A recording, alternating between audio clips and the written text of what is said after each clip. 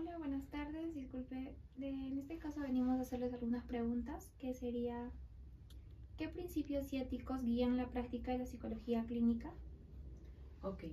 Eh, Según la práctica de psicología clínica, en realidad el principal criterio es la confidencialidad de los datos.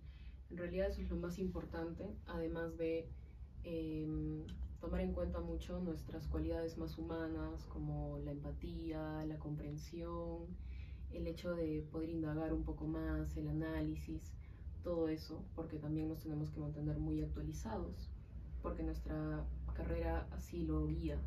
Todo el tiempo el entorno cambia, entonces nuestros criterios también van cambiando con el tiempo. Sí, bueno, la siguiente pregunta es, ¿qué es el consentimiento informado y por qué es importante? El consentimiento informado se utiliza más para evaluaciones y bueno, en muchos casos también para la misma terapia, ¿no?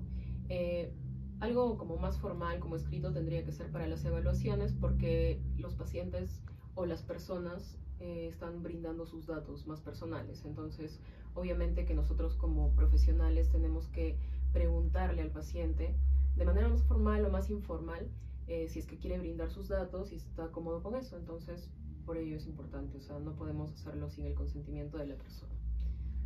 Sí, gracias. Bueno, la tercera pregunta sería, ¿cómo se protege la confidencialidad del dato del paciente? Eh, bueno, eso puede ser muy subjetivo, la verdad. En realidad se podría manejar simplemente siendo fiel a nuestra ética, ¿no? Como no diciendo absolutamente nada, manteniendo nuestros documentos muy bien asegurados y no compartir tampoco datos personales con otras personas, porque de eso se trata, ¿no? Es un espacio seguro, es un espacio en donde la gente puede explayarse, mostrarse tal y como es y todo lo que siente, entonces hay que cuidar muchísimo eso. Bueno, la siguiente pregunta sería, ¿qué debe hacer un psicólogo clínico si identifica riesgo de suicidio en un paciente? Bueno, en caso de mi práctica, yo tengo una base en la que se tiene que hacer como algo así como una negociación con el paciente. O sea, se le tiene que dar una hojita en donde diga que el paciente se compromete a llevar la terapia y también a poder cuidarse lo más que pueda y no hacerse daño y no tener o no llegar a conductas autolíticas. Pero en general también es poder acompañar al paciente, no juzgar sus deseos o su ideación, sino tal vez llegar a comprenderla y hacer que la persona se enfoque en lo más importante. A pesar de que sea un momento difícil, se tiene que también poner todo el empeño y todo el esfuerzo para que la persona pueda ir cambiando de opinión un poco, cuidarse un poco más. Pero también si es que es un menor de edad, se le informa obviamente a la familia, al cuidador, a la cuidadora y también estar muy al tanto de lo que la paciente o el paciente pueda llegar a hacer. Sí, bueno, la otra pregunta sería, ¿qué es la psicología clínica y cuál es su principal objetivo? La psicología clínica es una rama de todas las psicologías que hay. Esta se enfoca más en la evaluación, el diagnóstico, la intervención también y la promoción de la salud mental. Entonces, esto conlleva que nuestro trabajo es multidisciplinar básicamente.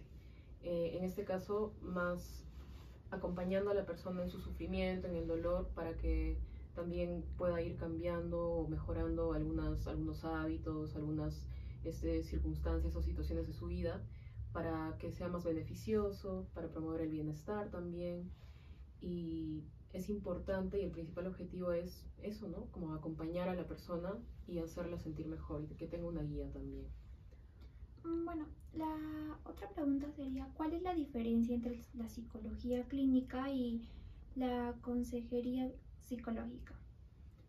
La psicología clínica siento que es más profundo, o sea, como estamos hablando de una rama, es obviamente esto engloba muchas cosas. Entonces, la práctica clínica, la psicología clínica es mucho más profunda, necesita también encaminarse hacia una técnica o varias técnicas, ¿no? Las corrientes que el psicólogo quiere utilizar, pero es un trabajo un poco más profundo, tal vez hasta más largo.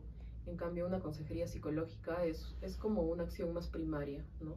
Es algo así como llevar una terapia breve, por ejemplo, ¿no? La terapia breve solo es de 5 a 6 sesiones máximo, pero también hay otro tipo de consejería, como por ejemplo la orientación vocacional, ¿no? O simplemente algunas sesiones ya pautadas, pero ya no puede exceder de eso. Entonces es mucho más primario, es mucho más rápido, o sea, tiene que hacerse un poquito más rápido, pero igual de profundo para la persona. Gracias. La siguiente pregunta sería, ¿qué es un diagnóstico clínico y qué criterios se utilizan para establecerlo?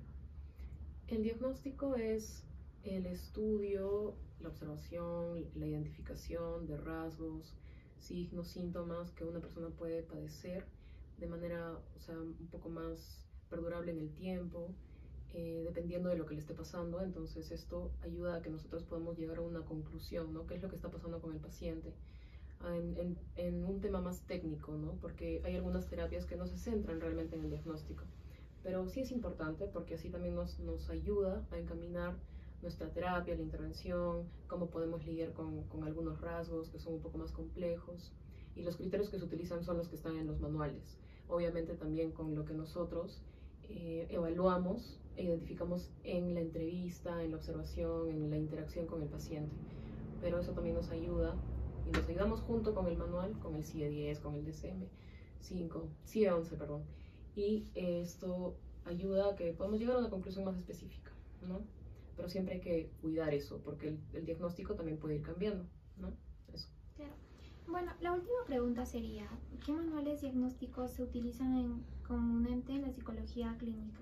Justo lo dije, el CIE-11, yo uso bastante el DSM-5, pero el CIE-11 también es súper bueno, ambos para mí, pero también obviamente ayudándolo con siempre la actualización de la teoría, de los papers, de los análisis, etc. Eso. Bueno, gracias, esas son las últimas preguntas y bueno, te agradezco por Ok, gracias a usted.